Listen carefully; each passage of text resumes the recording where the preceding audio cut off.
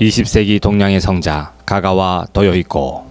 그리스도의 정신에 따라 하늘의 미랄이 되고자 빈민가에 들어갔던 가가와 도요히코. 그는 인도의 간디, 독일의 슈바이처와 더불어 20세기의 3대 성자로 불린다. 그는 1888년 7월에 일본 고베에서 원로원 서기관인 가가와 주니치와 그의 기생첩인 스가우감의 사이에서 5자녀 중 둘째 아들로 태어났다. 아버지는 술을 좋아했고 방탕하여 무절제한 생활을 하다가 파산하였다. 그래서 할 수 없이 고베에 와서 어고상을 하였는데 그때 가가와가 태어났다. 선생의 아버지는 44세로 별세했고 2달 후에는 어머니마저 33세로 세상을 떠났다. 이때 가가와 선생은 태어난 지 겨우 4년 6개월에 불과했다. 그는 첩의 아들로 친부모 없이 본처 밑에서 자라면서 어린 마음에 많은 상처를 받았다.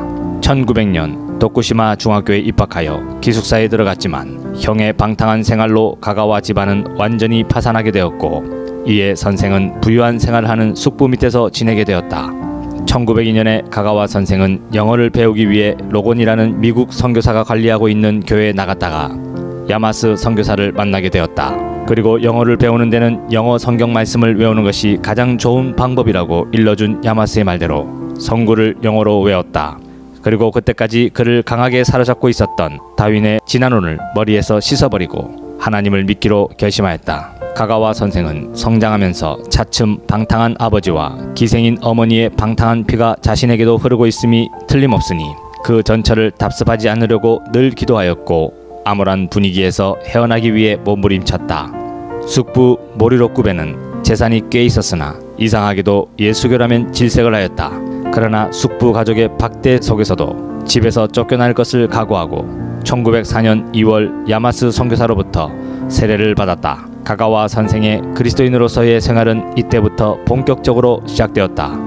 가가와 선생은 중학교 시절에 특히 두뇌가 명철하여 숙부는 동경제국대학을 보내서 장관이나 정치가가 되는 것을 기대했다. 그러나 가가와는 전도사가 되어 복음을 전하는 것이 하나님에 대한 자기의 사명이라고 여겨 명치학원 고등부신학 예과에 입학을 했다. 숙부는 기대가 컸던 까닭에 진노 또한 대단했다. 그래서 2년 동안 신세를 진 숙부의 집을 나왔지만 갈 만한 곳은 아무데도 없었다. 가가와 선생에게는 여러 가지 병이 있었는데 폐가 나빴고 심장도 약했다. 또한 신장염, 축농증, 치조록루로 인해 치아의 3분의 2가 사용불능이었고 중이염으로 고생했다. 그 외에 팔이 부러졌던 관계로 무거운 것을 들지 못했고 오토바이 사고로 척추가 부러졌던 것이 겨울만 되면 자주 지끈거렸다. 가가와는 여러모로 쇠약해지면서 명치학원 신학부 예과 2학년에서 1907년 3월에 야마스 선교사가 있는 고베 신학교로 전학했다. 야마스 선교사는 가가와의 인생에 많은 영향을 끼친 사랑이 많은 선교사였다. 20세의 선생은 이런 고통 가운데서 유명한 저서 사선을 넘어서를 썼다. 이때 의사는 3년밖에 더 못 산다고 선언하였다. 그러나 하나님의 기적적인 역사로 회복하였다. 그렇지만 가가와 선생은 이왕 죽을 바에는 먹을 것 입을 것 덮는 것이 없어 애쓰는 가난한 사람들을 위하여 봉사하고 어떻게 해서든지 그 가난한 사람들을 위하여 하나님의 사랑을 조금이라도 보여주리라 결심하였다. 그리고 마침내 고베의 신가와에 있는 빈민굴로 들어가게 되었다. 1909년 12월 24일 바로 크리스마스 전날이었다. 가가와는 신학생의 신분으로 낡은 니어카의 이불과 헌옷 몇 가지 그리고 책 몇 권을 싣고 손에는 디킨슨의 크리스마스 캐롤 한 권을 들고 기침을 해가면서 빈민굴로 들어갔다. 그때 고베에는 7군데의 빈민굴이 있었다. 그 중에서 가장 큰 것이 아시아이구의 빈민굴인데 그곳에 8,000명 이상의 빈민들이 있었다. 일본에서도 유명한 곳으로 병자, 전과자, 도둑, 깡패, 소매치기 등 가지각색의 범죄자들, 식생활이 곤란한 빈민들이 모여 있어서 매일 사고가 꼬리를 물고 일어나는 무시무시한 곳이었다. 그는 빈민굴에 14년간이나 있으면서 그들을 위해 봉사하고 모진 고생을 하면서 전도를 계속하였다. 선생은 폐결핵 환자들에게 무엇보다도 병에 대한 공포심을 물리치는 방법으로서는 하나님을 믿는 것이 최선이라고 하였다. 1910년 아시아의 구신가와 빈민굴에서 생활한 지 1년이 되던 크리스마스 때 거린 대회를 열고 많은 거지들을 초청했다. 그때 봉사를 하러 왔던 여학생들 중에 지하루꼬라는 학생을 본 선생은 이 여자야말로 나의 아내가 될 수 있다고 생각하여 1913년 지하루꼬와 결혼을 하였다. 결혼을 마친 신혼부부는 신혼여행을 빈민굴로 갔다. 부부가 함께 빈민굴에서 사는 13년 반 동안 장티푸스에 매년 안 걸려 본 적이 없을 정도로 각종 전염병과 싸웠다. 그리고 결혼 후 9년이 되어 첫 자식을 얻었다. 아이의 아버지로서 두려웠던 것은 육체의 비위생과 함께 영혼의 해악이었다. 선생은 빈민굴에 들어가서 비로소 교육의 본질과 환경이 입체적으로 인간에게 어떠한 영향을 미치는지 알았다고 했다. 빈민굴의 실정은 상상외로 비참했다. 러일 전쟁 후에 불어닥친 불경기의 여파는 신가와의 빈민굴에도 사정없이 밀어닥쳤다. 싸움, 절도, 강간, 살인 등 온갖 사회악이 독버섯처럼 무성했다. 심지어 아이들도 무참히 죽여버리는 범죄까지 가끔 발생했다. 가가와 선생이 개척한 교회에 출석하는 교인들이란 대부분 젊은 창녀들이었다. 그의 교회 어린이 주일학교에서 길러낸 소녀들은 나이가 들면 믿지 않는 부모들 때문에 심지어는 아버지의 노름미천이 되어서 창녀로 팔려 다른 지방으로 떠나가곤 했다. 그럴 때면 가가와 선생은 나의 비둘기들을 돌려달라고 예레미야 선지자처럼 소리내어 울며 빈민굴 거리를 헤매었다. 빈민굴 생활을 하면서 쓴 사선을 넘어서는 약 100만 부가 팔려 선생의 수입이 많아졌다. 그러나 원고료, 인지세 등을 받아 결코 자기 소유로 하지 않고 교회를 도우며 빈민굴에 아낌없이 그 돈을 내놓았다. 1914년 가가와 선생은 미국에 있는 프리스톤 대학으로 유학을 떠났다.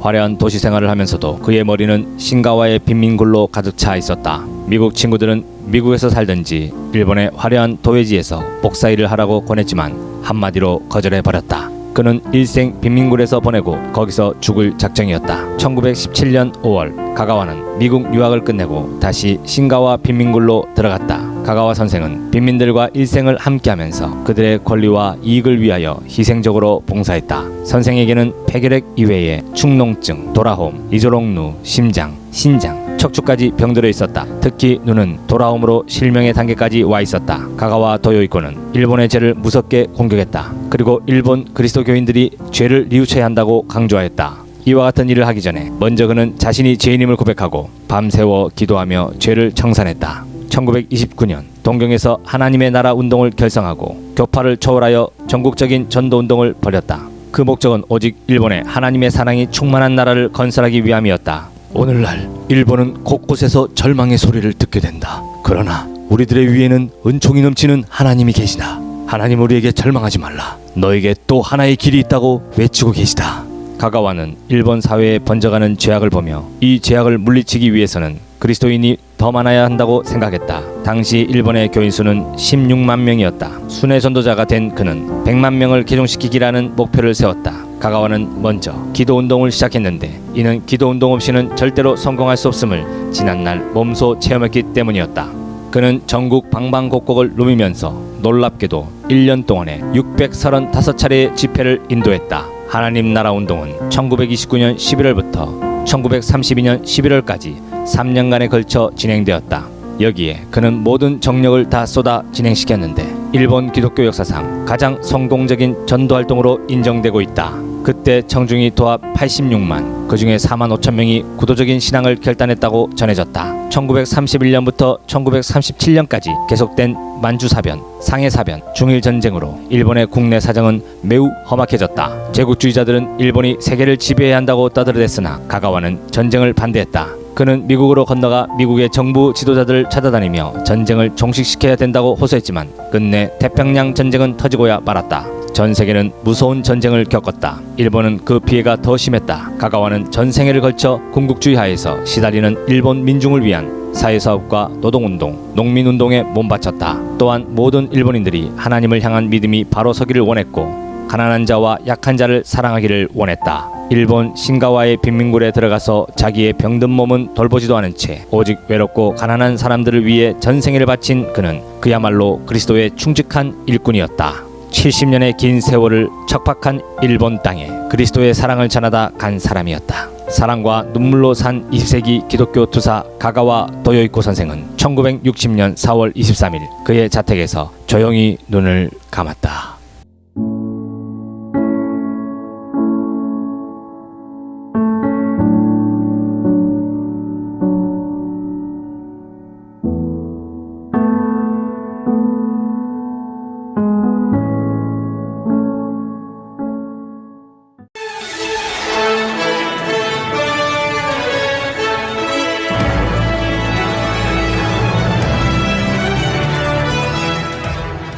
열두 제자를 세우는 예심전도 축제 뉴스입니다. 지난 10일부터 오는 30일 토요일까지 매일 저녁 8시, 수요일과 금요일에는 저녁 10시에 전국에 있는 전도 간증자들을 초청하여 21일간 예심전도 페스티벌이 진행이 되어집니다. 예심전도 사관학교 훈련생도들의 생생한 전도 현장 이야기를 통하여 전도의 동력을 받고 12제자 비전이 열리기를 기대합니다. 이번 축제에 기대하는 3대 목표와 5대 실천사항이 있습니다. 근본 축제는 12제자 세우기 설계도를 만드는 축제입니다. 하야 통삼을 매일 실천하며 예수님의 제자가 되게 하는 축제입니다. 또한 불신 가족을 찾아내어 집중 기도와 집중 전도하는 축제입니다. 5대 실천사항이 있습니다. 하나님의 군대로 살기, 불신가족 찾아내기, 예비신자 3명 이상을 집중하여 문자하고 전도하고 기도하기, 하야통삼 실천의 삶을 매일 나누고 보고하기, 12제자 세우기 21일 예심 페스티벌 온라인 실시간에 참여하기, 사람을 불러서 살리고 세우는 예수님의 마음 전도법 훈련의 현장인 예심전도 사관학교 수원지부 1일 세미나가 내일 15일 금요일 오전 10시부터 오후 1시까지 사단법인 예심 선교회 사무총장이신 이주용 목사님을 강사로 모시고 열린중앙교회에서 진행이 되어집니다. 전도의 현장벽이 무너지고 전도의 혈이 뚫리는 예수님의 마음 전도법 훈련의 현장, 예수님의 마음 전도법 제주지역 1일 세미나가 오는 10월 26일 화요일 오전 10시부터 저녁 10시까지 이재선 목사님께서 심무하시는 제주 1회 순복음교회에서 사단법인 예심선교회 대표이신 김기남 목사님을 강사로 모시고 진행이 되어집니다. 이번 세미나를 통하여 제주 지역에 예수님 마음 전도법 사관학교 제주 지부가 세워지기를 기대합니다. 멈출 수 없는 전도, 되어지는 전도, 예수님의 마음 전도, 이 시대 하나님이 꿈꾸시던 복음의 훈련 현장인 예심전도 사관학교 본부 훈련이 매주 목요일 오전 9시부터 오후 1시까지 사단법인 예심선교회 대표이신 김기남 목사님을 강사로 모시고 예심교회에서 진행이 되어집니다. 다음 소식입니다. 사도행전 29장을 쓰는 사람들의 이야기, 오늘은 의정부 지부에서 훈련을 받고 계신 마라나타 교회 남정규 사모님의 전도 현장을 찾아갑니다. 의정부 지부의 1일 세미나 훈련 모습을 사진으로 담아 보았습니다. 마라나타 교회 전도팀들의 전도를 준비하는 모습을 사진으로 담아 보았습니다. 담임 목사님과 함께 전도 현장을 지키고 있는 마라나타 교회의 전도팀들의 전도 현장 모습을 사진으로 담아 보았습니다. 남정규 사모님의 천일 작정 48일째 전도 현장 이야기입니다. 학생들에게 연이어 복음을 전하면서 걷다 보니 우리 교회 앞에 왔다. 교회 앞에서 이 보배님을 만나서 복음을 전하니 아직은 안 나가지만 앞으로 나가려고 한다시며 우리 교회를 지켜보고 있다고 하신다. 이 보배님이 사시는 아파트 고층에서 내려다보면 주일에 아파트 앞에 40여 대의 교회차가 오는데 우리 마라나타 교회도 보고 계셨다. 예전에는 우리 마라나타 교회가 오기 전 교회부터 쭉 지켜보고 계시는데 우리 교회가 하루에도 몇 번씩 부지런히 오가는 것을 보고 우리 마라나타 교회를 주시하고 계시고 나중에 가려고 생각하며 주시하고 있다고 하셨다. 하나님께서도 우리를 주시하고 계신다고 생각하니 마음이 너무 기뻤다. 전도하는 교회를 하나님께서 이렇게 보고 계시고 예비된 영혼들도 보고 있다는 것을 느꼈다. 천일 작정 124일째 5명이 모여 전도했다.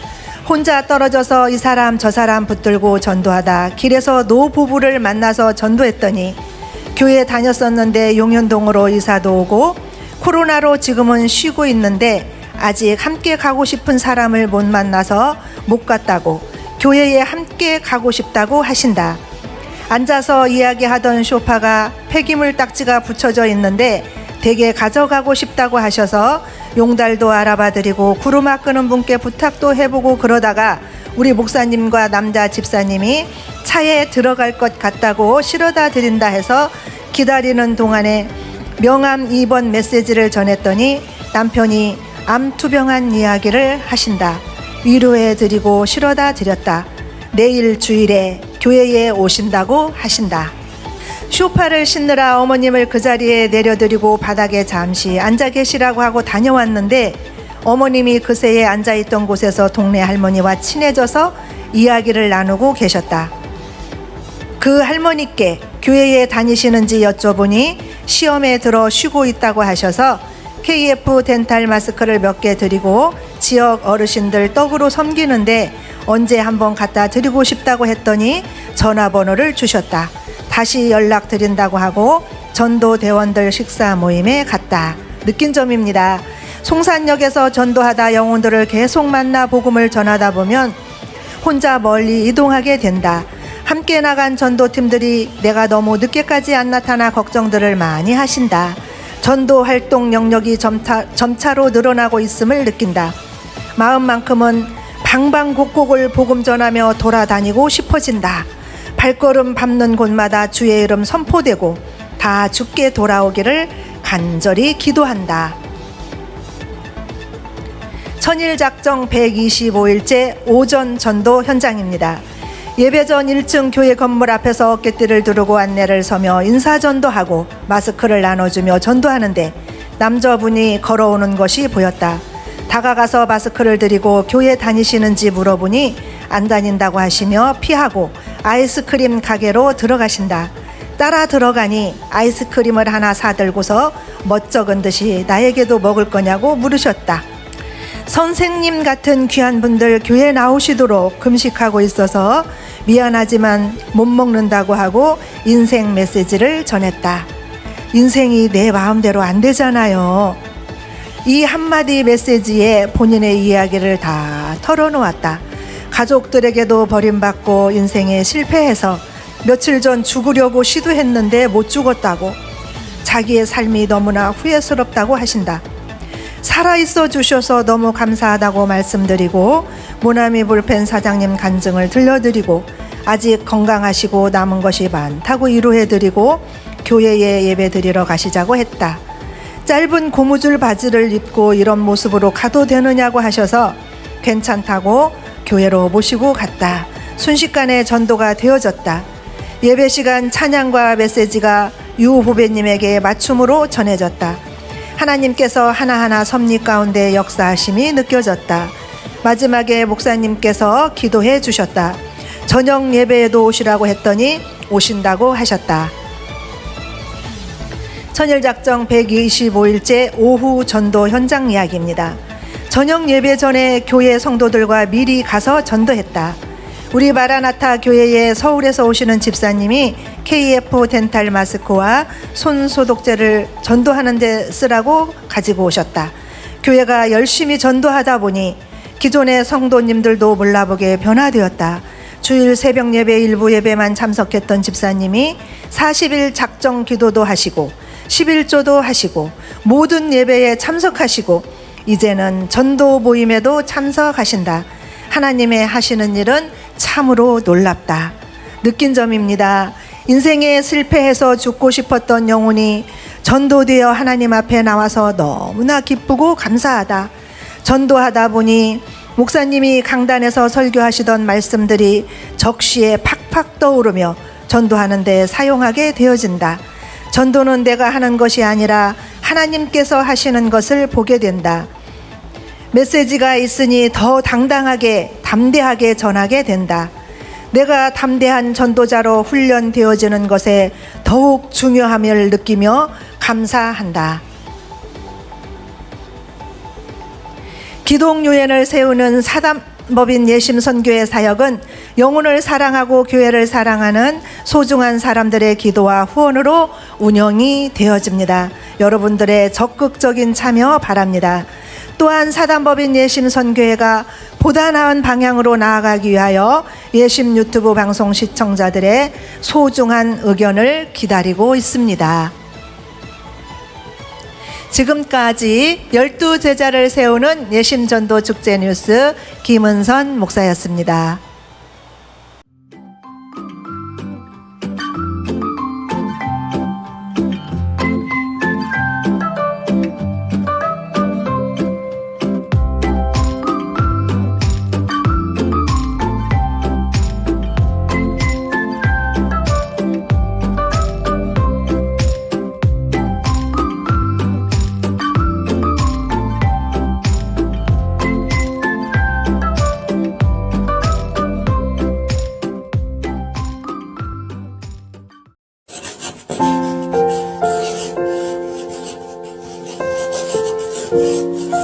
내 마음대로 안 되는 것이 인생입니다.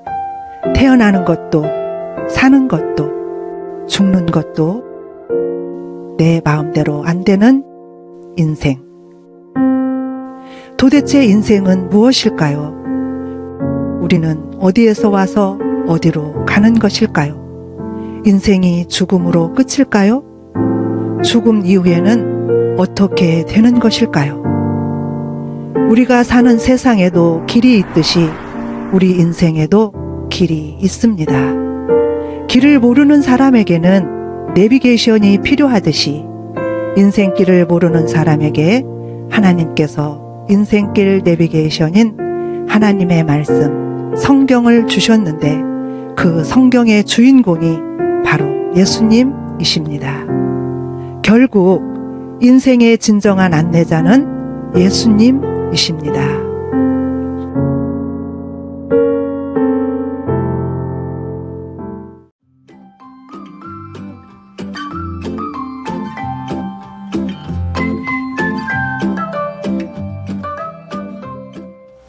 할렐루야, 마라나타 교회 남정현 사모입니다.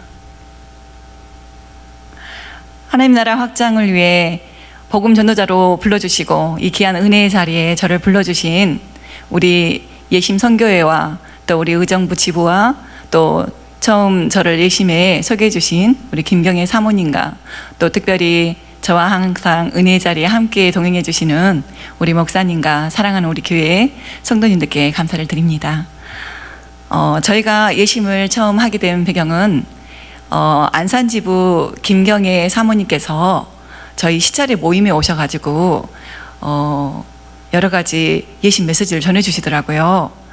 메시지를 들은 순간에 나도 사모님 따라서 예심 훈련을 받으러 가고 싶다라는 마음이 불릴 때 일어났어요. 그래서 안산 예심 지부에 저희 목사님과 함께 동행해서 훈련을 받게 되었습니다. 평소에 저희 남편 목사님께서 작은 교회를 살리고 싶은 비전을 가지고 계셨어요. 한번 처음 훈련을 참여하시고 저희 목사님께서 이 예심이라면 작은 교회를 살릴 수 있는 큰 주축들이 될 수 있겠다라는 큰 감동을 받으셨어요. 그래서 처음 훈련을 받자마자 대표님을 찾아가셔서 네, 처음 훈련을 받자마자 저희 의정부 지부에 예심 지부를 세우고 싶다고 말씀을 드렸어요. 저희 교회가 정말 작은 연약한 교회이지만 예심 선교회에서 허락을 해주셔서 저희가 지금까지 의정부 예심 지부를 섬기게 되었습니다. 저희 교회는 예심을 하기 전에도 전도를 하고는 있었어요. 그런데 일주일에 딱 한 번 토요일 날 식사 전도, 차 전도, 또 여러 가지 나눔 전도들을 하고 있었어요. 그래서 1년에 간혹 한 몇 분 정도 교회를 오는 정도였습니다. 그런데 저희가 예심 사관학교에서 훈련을 받으면서 처음에 40일 작정 전도를 하라 그러시더라고요. 그래서 저희가 순종해서 40일 작정 전도를 하는데 40일 작전 전도를 하는 동안에 하나님께서 주마다 사람을 보내주시는 체험을 하게 되었습니다. 예심 메시지가 있으니까 저희가 정말 자신감이 생기고 전도가 달라지고 쉽게 전도하고 쉽게 복음을 전해서 쉽게 사람을 데려오게 되더라고요. 제일 첫 주에 72세 김성도님이 오셨습니다. 이분이 제가 제일 처음에 전도 나가서 제일 처음에 만난 분인데 이렇게 길가에 쪽으로 앉아 계시더라고요. 그래서 어머니 안녕하세요. 마라나타 교회에서 나온 남정교 사모입니다. 혹시 교회 다니시나요? 그랬더니 안 다니시나요? 그러더라고요. 그래서 제가 처음에 어머니 우리 인생이 우리 마음대로 안 되잖아요. 그래 말씀드렸더니 갑자기 그 한마디에 어머니가 그래 나 교회 갈게 그러시는 거예요. 제가 그분이 갑자기 한마디 메시지에 갑자기 교회를 나오신다 그래서 제가 더 놀랐어요. 그리고 그분이 그 주에 교회 나오셨어요. 나중에 이야기를 들어보니까 그분 인생이 정말 인생이 내 마음대로 안 되는 인생이었어요. 결혼하시고 아기를 못 낳으셨어요. 그래서 남편이 너무 힘들게 하고 또 남편이 밖에 나가서 나와가지고 아들도 키우고 그런데도 너무 힘들게 하고 해서 결국에는 집을 나오셔서 정말 치고 조금만 하시고 연약하신 분이세요. 그분이 안 해본 일이 없게 일을 해서 돈을 모아서 6억 몇천을 모았는데 그걸 옆에 어떤 젊은 여자가 다가와서 너무너무 그 외로운 마음을 위로해 주면서 너무 잘해 주더래요. 그래서 그러더니 나중에 그 돈을 불려주겠다고 그래서 믿고 줬는데 그렇게 사기를 당하게 되셨어요. 그분은 온몸이 안 아픈 데가 없으세요. 그래서 그분 인생이 건강도 자녀도 가정도 재산도 무엇도 자기 마음대로 되는 게 하나도 없더라고요. 그래서 그 예심 메시지 하나를 듣고 그분이 교회에 나오게 되셨습니다. 제가 전도를 하다 보면 이 인생 메시지를 전해드리면 쉽게 마음을 여는 것을 또 많이 경험하게 되었습니다. 두 번째로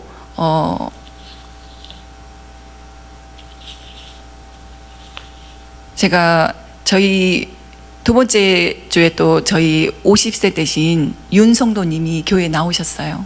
이분은 우리 교회 주변에 인테리어 가게를 하시는 사장님이신데 제가 이제 나가서 인사하고 명함을 건넸어요. 그러면서 안녕하세요 마라나타 교회 남정규 사모입니다. 그랬더니 명함을 보자마자 교회가 어딥니까? 제가 교회 가겠습니다. 그러시는 거예요. 명함 한 장에. 그래서 그분이 그 주에 교회에 나오셨어요. 캄보디아에서 사업차 갔다가 국내에 들어오셨는데 교회를 쉬고 계셨다가 제 명함 전도지 하나를 받고 그분이 교회에 나오게 되셨습니다. 그리고 세 번째 주에는 임성도님이 나오셨어요. 그날 제가 놀이터 전도를 나갔는데 놀이터에 혼자 앉아 계시더라고요. 그래서 제가 다가가서 안녕하세요 어머니 교회 다니시나요? 그랬더니 몸을 획 돌리시면서 난 불교야! 하면 톡 쏘시는 거예요. 다른 데 가서 드시면 너무 무참하고 너무 무섭고 해서 딱 그만뒀을 텐데 제가 이제 예심의 훈련을 받았잖아요. 훈련 받은 대로 노련하게 그러시군요 하면서 부드럽게 불교 메시지를 전했어요. 그랬더니 그분이 마음을 여시더라고요. 그래서 기도를 해드리겠다 했더니 기도도 받으시겠다 그러더라고요. 기도를 해드리고 났더니 아멘 그러시는 거예요. 그래서 처음에는 그렇게 톡 쏘고 너무 매몰차게 하시던 분이 마음이 녹아지셔가지고 아멘 하시길래 어떻게 아멘을 아시냐 그랬더니 아드님이 인천에서 배를 타는데 간혹 교회 나가시면서 가르쳐 주셨대요. 그래서 그분도 그렇게 교회에 나오게 되셨습니다. 예심 메시지가 있으니까 예전 같으면 그냥 놓쳤을 영혼들까지 친근하고 담대하게 다가가게 되고 마음을 열게 하고 영혼을 끌어서 교회에 나오게 하는 전도를 하게 되었습니다. 그리고 넷째 주에 70대 전성도님이 나오셨어요. 이분은 자전거를 타고 지나가는데 제가 차전도를 하다가 차를 건너면서 자전거 타는 분을 잡았어요. 그래서 잡아 세워서 전도를 했어요. 전도를 했더니 한 17년 정도를 교회 시험당에서 쉬고 계시더라고요. 전도하다 보면 쉬고 계신 분들 너무 많죠. 그래서 그분들에게 명절 메시지를 전하면 그분들이 정말 마음의 감동을 받으시고 마음을 여시더라고요. 그분에게 명절 메시지를 전했더니 그분이 마음을 열어서 사실은 내 딸이 선교사예요 그러시는 거예요. 그래서 어머니 선교사님 따님이 어머니가 교회 안 나가서 얼마나 마음이 슬프고 아프고 애달파시겠어요. 어머니가 교회에 나오시면 따님이 정말 힘내서 하나님 나라를 위해서 더 많이 헌신하고 크게 쓰실 거예요. 사용되실 거예요. 어머니 따님을 생각해서라도 꼭 교회 나오셔야 돼요. 그랬더니 생각해 보시겠다 그러던데 그분이 9주에 그렇게 교회를 나오기 시작하셨습니다. 그리고 그 다음 주에 제가 전도한 분은 나오지 않았어요. 그런데 길 가다가 어떤 젊은 남자분이 저희 교회 예배 드리고 싶다고 교회를 들어오셨어요. 그런데 이제 그때 저희가 광고 시간에 저희 종탑 광고를 했어요. 저희 종탑이 불이 한쪽은 켜지고 한쪽은 꺼지고 그런 상태라서 저희 이제 목회자 가정이 11조 헌금을 종탑 헌금을 드리고 아직 이제 종탑 헌금이 오지 않은 상태였는데 그분이 그날 처음으로 저에게 오셔가지고 감동을 받으시고 종탑 헌금을 헌신하셔가지고 멋진 종탑을 또 세우게 되었습니다. 제가 이렇게 처음 40일 작정전도를 순종하면서 저희 교회 종탑도 하나님께 멋지게 세워주시고 저희가 또 놀랍게 새 집으로 이사도 가게 되고 또 저희 자녀가 바뀌게 되고 장학금도 받게 되고 또 저희 성도들이 바뀌고 저희 목회가 바뀌게 되었습니다. 그리고 저희 교회가 중간에 뜻하지 않게 위기를 처하게 되었습니다. 감사하게 예심 훈련으로 전도를 잡고 있어서 저희에게 정말 너무 힘들고 엄청난 사건이었지만 어떠한 상황도 어려움도 문제가 되지 않았습니다. 만약에 저희가 전도를 잡고 있지 않았더라면 지금 저희 목회는 어떻게 되었을까 생각해 보게 되었습니다. 다시 한번 감사를 드립니다. 지난 전도 대행진에 저희 목사님과 제가 간증자로 초청을 받아 녹화를 하게 되었었는데 그런 상황 가운데 사실 인간적인 마음으로는 올 수가 없었어요. 그런데 초심을 회복하길 원하시는 아버지의 마음이 느껴져서 순종하는 마음으로 저희가 녹화로 본부에 오게 되었습니다. 녹화를 마치고 우리 대표 목사님께서 식사를 대접해 주시면서 천일 작정 전도를 하고 있냐고 그러시더라고요. 저희가 너무 지치고 힘들어서 천일 작정 전도를 하다 중간에 포기하고 있었거든요. 천일 작정 전도를 하라고 그러시더라고요. 그래서 하나님 아버지의 음성으로 듣고 저희가 다시 초심으로 돌아가 천일 작정 전도를 시작하게 되었습니다.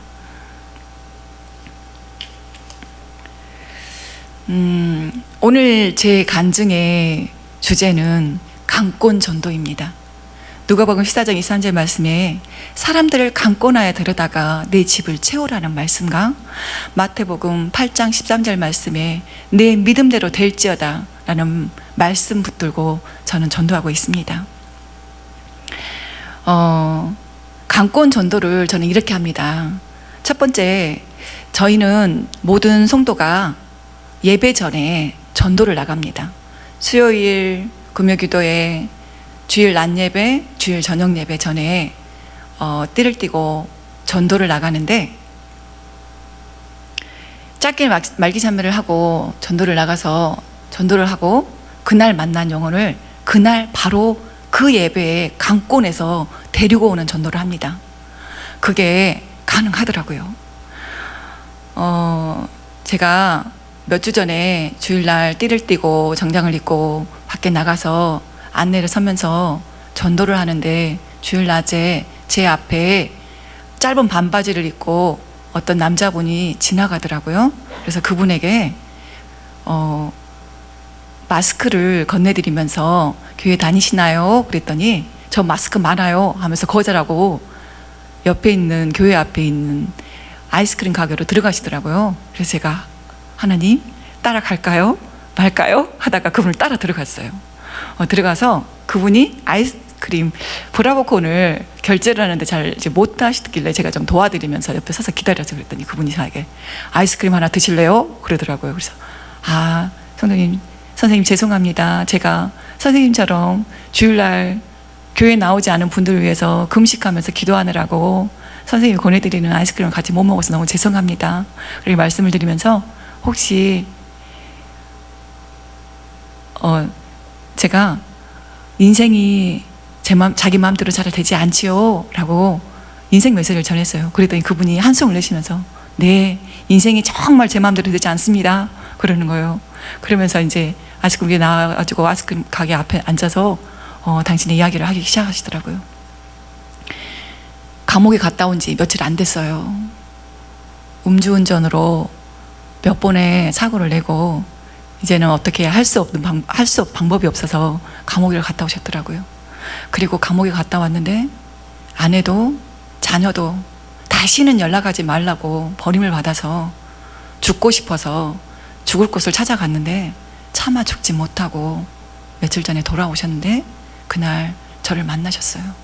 제가 전도를 하다 보면 우리 목사님이 해주신 말씀들이 막 하나님 생각나게 하셔서 막 전하게 하시더라고요.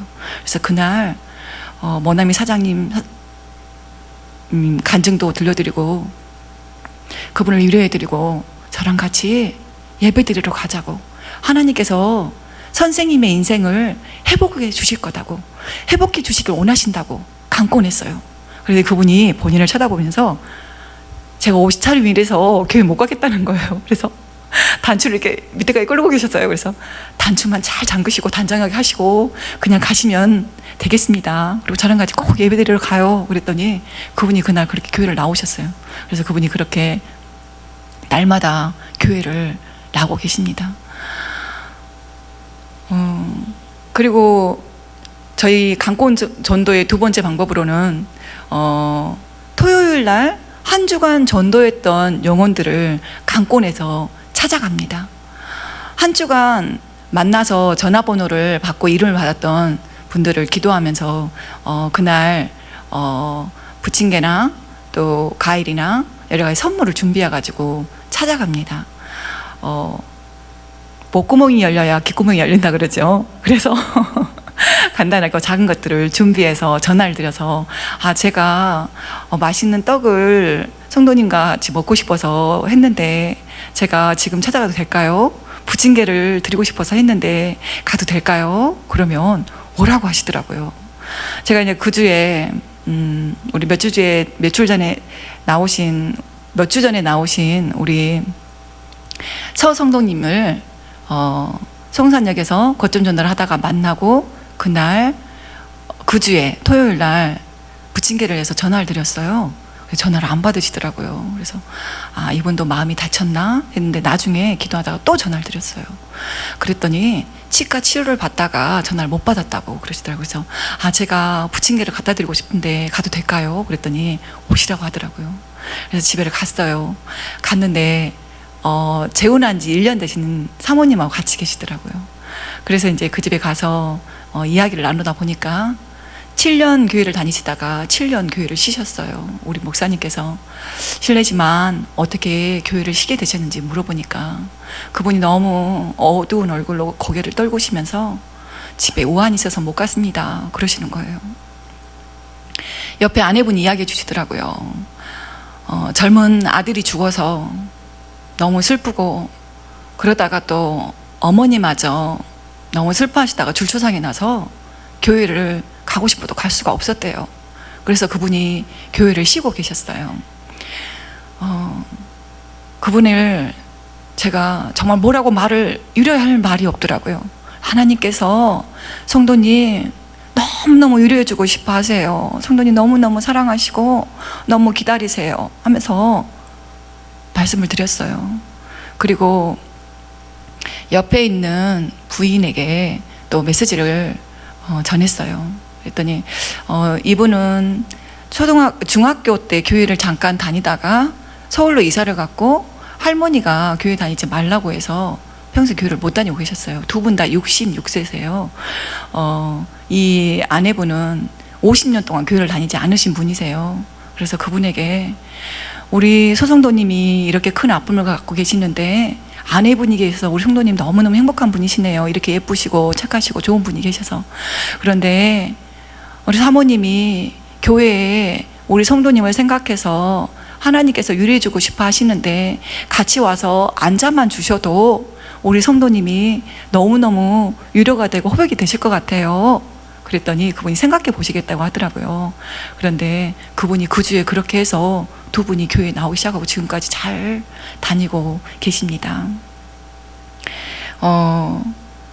저희가 이렇게 구주에 만난 영혼을 구주에 바로바로 강권해서 전도를 하는 건 전도 법칙 중에서 이틀을 넘기지 말라. 내가 만난 새로운 영혼을 이틀을 넘기지 말라는 원칙이 있더라고요. 저는 그 원칙대로 합니다.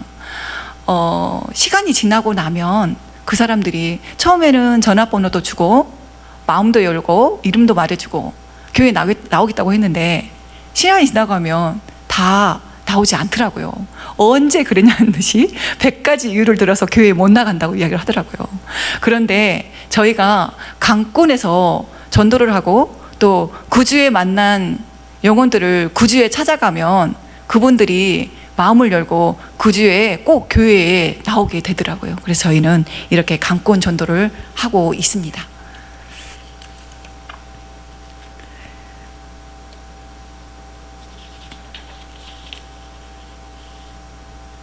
저희는 교회 주변에 송산역을 거점으로 이렇게 거점 전도를 하고 상가전도, 신호등 전도 등 여러 가지 전도를 하고 한 영혼이 주마다 주께 돌아오기를 간절히 바라면서 날마다 하나님께서 찾으시는 영혼들을 찾아 전도하게 되었습니다. 작전 첫 주부터 전에 40일 작정 전도에 주마다 사람을 보내주셨던 것처럼 다시 하나님께서 전적인 은혜로 저희 교회 주마다 사람들을 보내주시고 계십니다. 첫 주에 박성도님이 오셨어요. 이 성도님은 나란 일을 하다가 굉장히 바쁘세요. 베트남 찬정 용사인데 그 일 때문에 나란 일을 하면서 너무 바빠서 교회를 간혹 몇 년 동안 쉬고 계신 분이었는데 뜸하게 교회를 어쩌다 한 번씩 가시죠. 근데 저희를 만나서 교회를 나오게 되셨습니다. 그리고 아까 말한 서성도님과 김성도님, 66세 성도님이 7년 만에 그리고 50년 만에 교회에 쉬고 계시다가 제가 전한 메시지를 듣고 전도받아 교회에 나오고 계십니다. 세 번째 주에 최 성도님이 나오시고 계시는데 이 성도님은 5살 때 작은 어머니를 따라서 교회에 나갔었는데 작은 어머니가 개가를 하면서 교회를 한 번도 안 나갈 때 지금 77세신데 72년 만에 저를 만나서 메시지를 듣고 교회 나오셨어요. 이분도 제가 금요 기도의 날 전도를 했어요. 그래서 제가 전도를 하고 마치고 들어왔는데 앉아있다가 이분에게 전화를 했어요. 성도님, 오늘이 금요 기도인데 교회 나오시겠어요? 72년 동안 교회를 안 다니신 분에게 제가 이렇게 하고 있는 제가 스스로도 생각하면 너무 웃겼는데 저도 모르게 전화해서 그렇게 말을 하게 되었어요. 근데 그분이 선뜻 네 나갈게요 하시면서 그날 밤에 금요기도에 나오셨어요. 그리고 금요기도에 나오시고 모든 예배에 그분이 참석하고 계십니다. 교회에 나오니까 너무 좋으시대요. 좋은 일만 있고 너무 좋으시대요. 너무 잘 나오고 계십니다. 그리고 박성도님이 계시는데 이분은 코로나와 또 재정적인 문제로 교회를 한 2, 3년 쉬고 계셨는데 저를 만나서 교회에 나오고 계십니다. 그 다음 주에는 이형제님이 나오고 계세요. 이분은 46세 총각이신데 뇌경색, 뇌출혈로 편마비가 있어서 제가 전도하는데 한 몇 번 제 앞을 지나다니더라고요. 그래서 제가 3번을 전도를 했어요. 교회를 쉬고 있다가 지금 교회 가까이에 있는 병원에 입원 중인데 그분이 교회에 나오게 되셨어요. 그 다음 주에는 노성도님이 나오셨어요. 권사님의 따님인데 30년 넘게 교회를 안 다니고 계셨는데 그분이 교회를 나오게 되었습니다. 그 다음 주에 우리 교회 앞에 상가에 분양 사무실을 하고 계시는 차성도님이 나오셨어요. 그분은 불신자인데 친구가 목사님이라서 친구 교회를 지어드렸대요.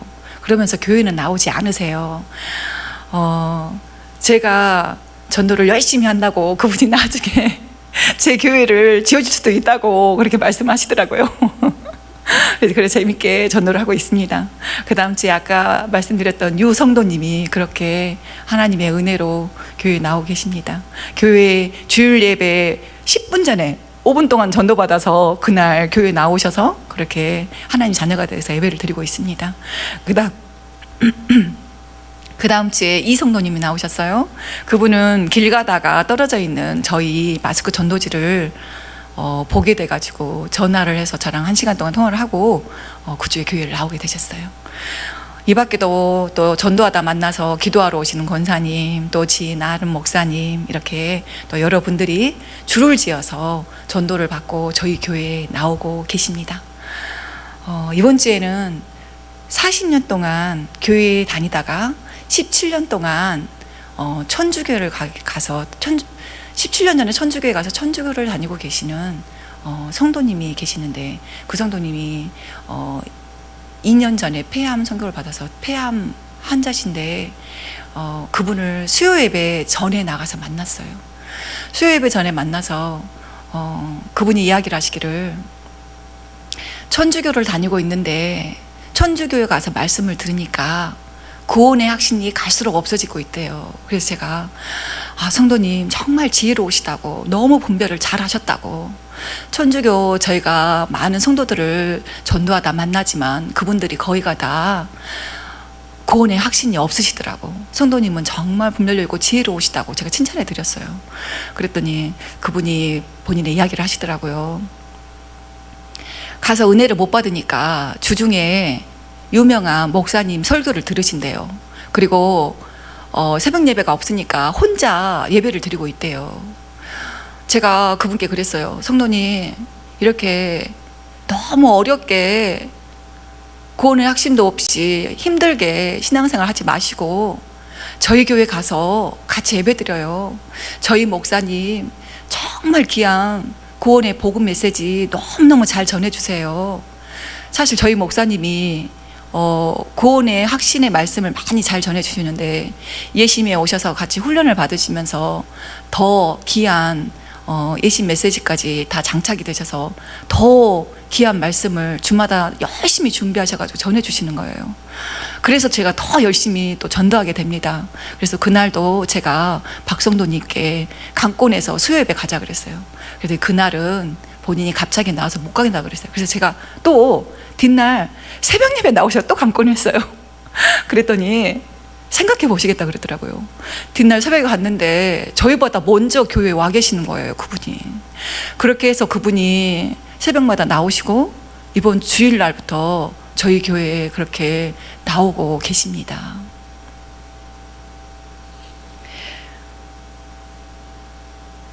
저는 영혼을 만나면 하나님께서 그 영혼을 그날에 구원하시려고 저에게 붙여진 영혼이라고 확신하고 그 영혼을 강권해서 그날 그 주에 꼭 교회에 데리고 옵니다.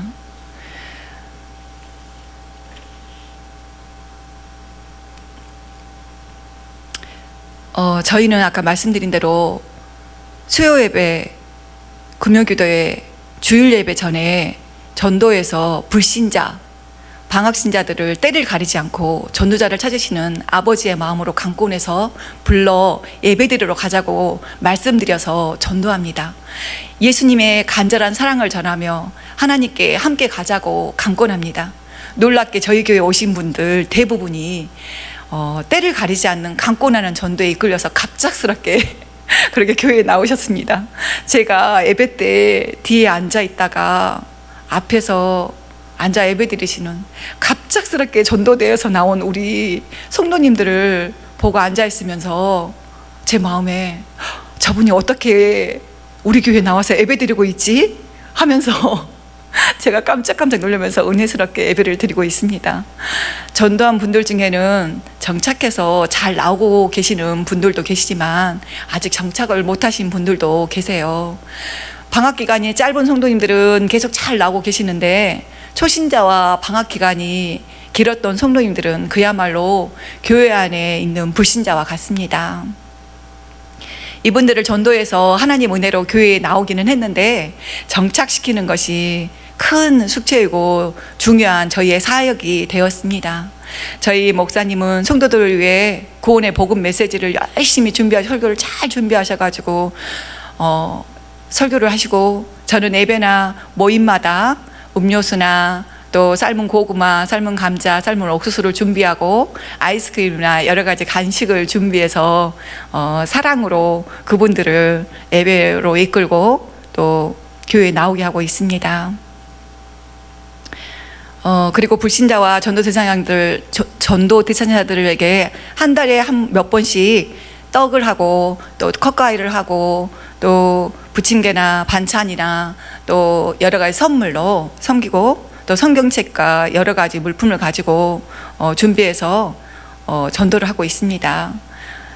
예심 10조 메시지, IT 메시지, 예심 교재, 만화 전도지, 전도 편지 너무 우리 예심 선교회에서 정말 많은 것들을 적용해 주시잖아요.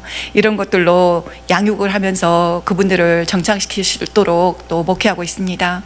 저희 목회자 부부가 열심히 전도하는 것을 보고 우리 성도님들이 또 저희 목회자 부부를 존경하고 또 저희 목회자를 따라서 전도자로 변화되고 또 하야통삼을 통해서 삶이 바뀌고 예배가 바뀌고 헌금 생활이 바뀌고 목회 현장이 바뀌는 것을 경험했습니다.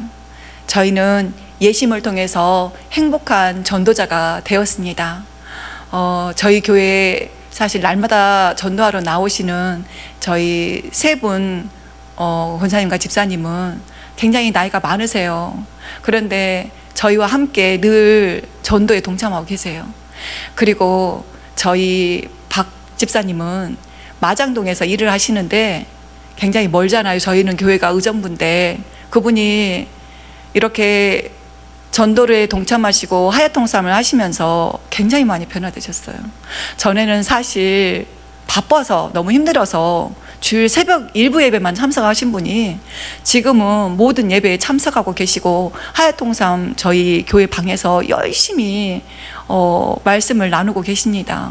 이분이 비가 오나 바람이 부나 이렇게 오토바이를 타고 마장동에서 달려 저희 교회 전도에 또 이렇게 열심히 동참하고 있습니다.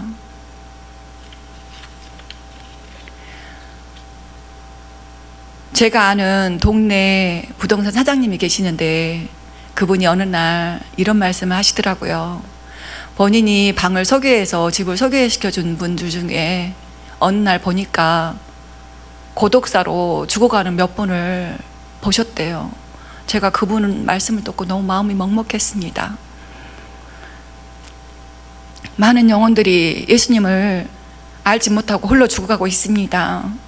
위기의 때가 우리는 정말 하나님의 사랑을 전하고 복음을 전해야 될 때입니다. 저는 옛 조선시대에 정말 이 마을 저 마을을 다니면서 이른 아침부터 밤 저녁까지 호랑이에게 물려가도 식중독에 걸려 죽고 여러 가지 사건을 당해서 여러 위험에 처하면서까지 복음을 전했던 권소들을 생각하며 전도합니다. 그리고 조선시대에 우리 조선 땅에 와서 아내를 땅에 묻고 자녀를 묻고 평균 수명 2년으로 이 땅에 목숨을 바쳐 선교했던 선교사님들을 생각하며 전도합니다. 저희 교회에서 후원하는 선교사님 가정 중에 중국, 네팔, 터키에서 사역하시는 세 가정 선교사님이 최근에 세 가정 다 가족 모두가 코로나에 걸렸다는 소식을 접했습니다. 열방에 정말 죽어가는 영혼들을 향해 달려가서 음식을 나누고 복음을 전하고 양육하고 섬기다가 그분들이 열악한 환경 가운데 코로나에 걸려서 많이 아파하시더라고요.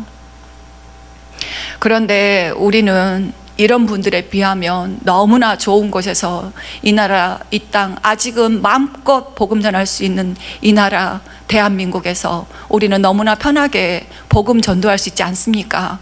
우리 모두가 다 함께 복음 전도자가 되어야 되지 않겠습니까? 전도를 하면서 만난 영혼들의 이야기를 들어보면 너무 마음이 아픈 사람들이 많습니다. 그들은 자녀가 죽은 사람이 있고 부모가 죽은 사람이 있고 건강을 잃고 재산을 잃고 가정을 잃고 모든 관계가 깨지고 우울증과 공황장애, 정신병 등에 정말 시달리며 힘들어하며 실패하고 좌절하고 많은 상처와 아픔으로 고통하고 살고 있는 분들이 많았습니다. 그들이 하나님 아버지를 못 만나서 유리걸식하며 방황하며 주옥문을 향해 걸어가고 있습니다. 우리 모두가 다 지금 정말 전도자가 되어 이들을 다 구원해야 되지 않겠습니까? 저희 교회에 나오시는 성도님들을 바라보며 내가 복음 전하지 않았다면, 저분이 하나님께 나오지 못했다면 지금도 세상에서 얼마나 고통하고 아파하고 힘들어하고 있었을까 생각합니다. 저는 사실 예심의 유명한 선배 간증자들처럼 열심히 전도하지 못했습니다. 그렇지만 오병이어를 드린 어린아이와 같이 주님께 저를 드리고 예수님의 지상 명령에 순종하며 나아갑니다. 그렇게 순종하고 나아갔을 때 하나님께서 부족한 저를 통해 하나님의 택한 자녀들을 만나게 하시고 하나님께서 친히 역사하시고 인도하시는 것을 보았습니다. 우리가 순종할 때 하나님께서 역사하십니다. 예수님의 마음을 가진 수많은 전미자들이 일어나기를, 그래서 이 시대를 살리고 하나님의 잃어버린 영혼들을 주께로 돌려드릴 수 있는 저희 모두가 되기를 간절히 바라며 간증을 마치겠습니다. 감사합니다.